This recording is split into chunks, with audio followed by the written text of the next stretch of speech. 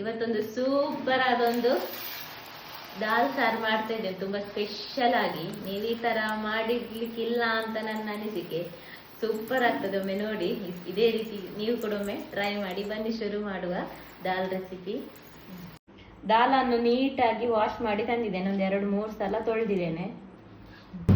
ಒಂದು ಮಿಕ್ಸಿ ಜಾರಿಗೆ ಒಂದು 4 ಮೆಣಸು, ಖಾರಕ್ಕನುಸಾರವಾಗಿ ಮೆಣಸು, ಹಾಗೆಯೇ ಬೆಳ್ಳುಳ್ಳಿ ಒಂದು 7-8 ಹೆಸರು ಹಾಕಿದ್ದೇನೆ. ಬೆಳ್ಳುಳ್ಳಿ ಇಷ್ಟು ಹಾಕಬೇಕು, ಬೆಳ್ಳುಳ್ಳಿ ಸ್ವಲ್ಪ ಜಾಸ್ತಿ. ಸಣ್ಣ ತುಂಡು ಶುಂಠಿ, ಸ್ವಲ್ಪ ನೀರು ಸೇರಿಸಿ ಗ್ರೈಂಡ್ ಮಾಡಲಿಕ್ಕೆ, ತುಂಬ ಪೇಸ್ಟ್ ಆಗಬೇಕು ಅಂತಿಲ್ಲ. ಈಗ ಒಂದು ಕುಕ್ಕರಲ್ಲಿ ಸ್ವಲ್ಪ ನೀರು ಹಾಕಿಟ್ಟಿದ್ದೇನೆ, ಬೇಳೆ ಎಷ್ಟು ಬೇಯಲಿಕ್ಕೆ ಬೇಕು ಅಷ್ಟು ನೀರು.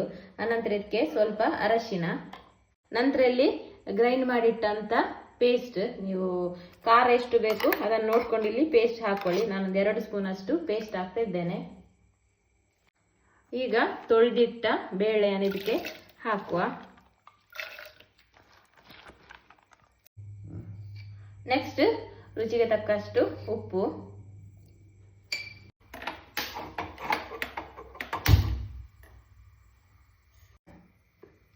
ಈಗ ಇಲ್ಲಿ ಪೇಸ್ಟ್ ಉಳಿಯಿತಲ್ಲ, ಮೆಣಸು ಮತ್ತೆ ಬೆಳ್ಳುಳ್ಳಿ ಶುಂಠಿದು ಈ ರೀತಿ ಕಸಕಸ ನೈಸಾಗಿ ಗ್ರೈಂಡ್ ಮಾಡಲಿಲ್ಲ. ಇದನ್ನು ಒಂದು ಪ್ಲೇಟಿಗೆ ಇಲ್ಲಿ ಒಂದು 2 ಸ್ಪೂನ್ ಅಷ್ಟು ರೈಸ್ ಫ್ಲವರ್ ತಗೊಂಡಿದ್ದೇನೆ, ಅದಕ್ಕೆ ಈ ಪೇಸ್ಟ್ ಅನ್ನು ಕೂಡ ಹಾಕ್ತಾ ಇದ್ದೇನೆ. ಇದರಲ್ಲೇ ಒಂದು ಫಿಶ್ ಫ್ರೈ ಮಾಡ್ತಾ ಇದ್ದೇನೆ. ಈ ಪೇಸ್ಟ್ ಹಾಕಿದ ನಂತರ ಸ್ವಲ್ಪ ಚಿಲ್ಲಿ ಪೌಡರ್, ರುಚಿಗೆ ತಕ್ಕಷ್ಟು ಉಪ್ಪು,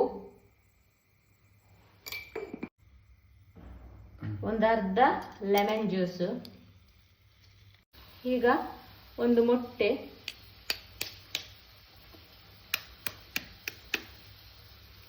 ಮೊಟ್ಟೆಯ ಬಿಳಿ ಭಾಗ ಮಾತ್ರ ಸ್ವಲ್ಪ, ಚೆನ್ನಾಗಿ ಇದನ್ನು ಮಿಕ್ಸ್ ಮಾಡುವ. ಬೇಕಾದ್ರೆ ಸ್ವಲ್ಪ ನೀರು ಕೂಡ ಸೇರಿಸಿ ಈ ರೀತಿ ಪೇಸ್ಟ್ ಮಾಡಬೇಕು. ನಾನು ಇಲ್ಲಿ ಅರಶಿನ ಕೂಡ ಹಾಕಿದ್ದೇನೆ, ಅರಶಿನ ಹಾಕುವಾಗ ಮಿಸ್ ಆಯಿತು.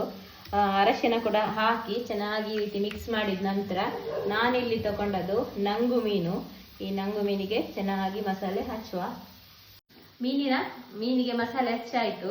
ಕುಕ್ಕರ್ ತಣ್ಣಗಾಗುವಷ್ಟು ಹೊತ್ತಲ್ಲಿ ಮೀನು ಕೂಡ ಇದು ಎಳ್ಕೊಳ್ತದೆ ಒಳ್ಳೆ. ಮತ್ತೆ ನಂಗು ಮೀನು ಬೇಗ ಎಳ್ಕೊಳ್ತದೆ, ಸಿಪ್ಪೆ ತೆಗೆಯುವುದಲ್ಲ. ಆನಂತರ ಇದನ್ನು ತವದಲ್ಲಿ ಹಾಕಿ ಫ್ರೈ ಮಾಡಿದೆ. ಬೇಳೆ ಬೆಂದಾದ ನಂತರ, ತಣ್ಣಗಾದ ನಂತರ ಒಗ್ಗರಣೆ ರೆಡಿ ಮಾಡಲಿಕ್ಕೆ ಇಲ್ಲಿ ಎಣ್ಣೆ, ಅದಕ್ಕೆ ಸ್ವಲ್ಪ ಸಾಸಿವೆ, ಸ್ವಲ್ಪ ಹಿಂಗು, ಸ್ವಲ್ಪ ಕರಿಬೇವು, 1-2 ಕಾಯಿಮೆಣಸು. ಇಲ್ಲಿ ನಾನು 2 ಈರುಳ್ಳಿ ತಗೊಂಡಿದ್ದೇನೆ. ಈರುಳ್ಳಿ ಕಡಿಮೆ ಬೇಕಾದರೆ ಕಡಿಮೆ ಕೂಡ ಹಾಕ್ಬೋದು. ಮಧ್ಯೆ ಈರುಳ್ಳಿ ಎಲ್ಲ ಸಿಗ್ಲಿ ಅಂತ ಇಷ್ಟು ಈರುಳ್ಳಿ ಹಾಕಿದ್ದೇನೆ. ಹಾಗೆಯೇ ಇಲ್ಲಿ 2 ಟೊಮೆಟೊ ಕೂಡ ಹಾಕ್ತಾ ಇದ್ದೇನೆ, ಒಂದೊಂದು ಕೂಡ ಹಾಕ್ಬೋದು. ಟೊಮೆಟೊ ಎಲ್ಲ ಫುಲ್ ಸಾಫ್ಟ್ ಆದ ನಂತರ ಈ ಬೇಯಿಸಿಟ್ಟ ದಾಲನ್ನು ಸೇರಿಸುವ. ತೆಳು ಬೇಕಾದರೆ ಸ್ವಲ್ಪ ನೀರು ಹಾಕ್ಕೊಂಡು ತೆಳು ಮಾಡ್ಕೊಳ್ಳಿ, ಇಲ್ಲಾಂದರೆ ಇಷ್ಟೇ ಸಾಕು. ನೀರು ಸೇರಿಸದಿದ್ದರೆ ಕುದಿಸಬೇಕು ಅಂತಿಲ್ಲ. ಈಗ ಸ್ವಲ್ಪ ಕೊತ್ತಂಬರಿ ಸೊಪ್ಪನ್ನು ಉದುರಿಸಿದರೆ ಆಯಿತು, ಸ್ಟವ್ ಆಫ್ ಮಾಡಿದರೆ ಆಯಿತು. ಈಚೆ ಕಡೆ ದಾಲ್ ರೆಡಿ ಆಗುವಾಗ ಈ ಕಡೆ ಮೀನು ಫ್ರೈ ಕೂಡ ರೆಡಿ ಆಯಿತು. ಒಳ್ಳೆ ಪರಿಮಳ ಬರುವ ಟೇಸ್ಟಿಯಾದ ದಾಲ್ ಸೂಪರ್ ಆಗಿತ್ತು. ಹಾಗೆಯೇ ಈ ಮೀನು ಫ್ರೈ ಕೂಡ ನಾವು ಮಸಾಲೆಯನ್ನು ನೈಸಾಗಿ ಗ್ರೈಂಡ್ ಮಾಡಲಿಲ್ಲಲ್ಲ, ಕಸ್ ಗ್ರೈಂಡ್ ಮಾಡಿದ ತುಂಬ ಟೇಸ್ಟಿಯಾಗಿ ಬಂದಿತ್ತು ಮೀನು ಫ್ರೈ ಕೂಡ. ಈ ಸಾರಿಗೆ ಮತ್ತು ಈ ಮೀನು ಫ್ರೈಗೆ ಸಖತ್ ಕಾಂಬಿನೇಷನ್ ಅಂತ ಹೇಳ್ಬೋದು. Totally soup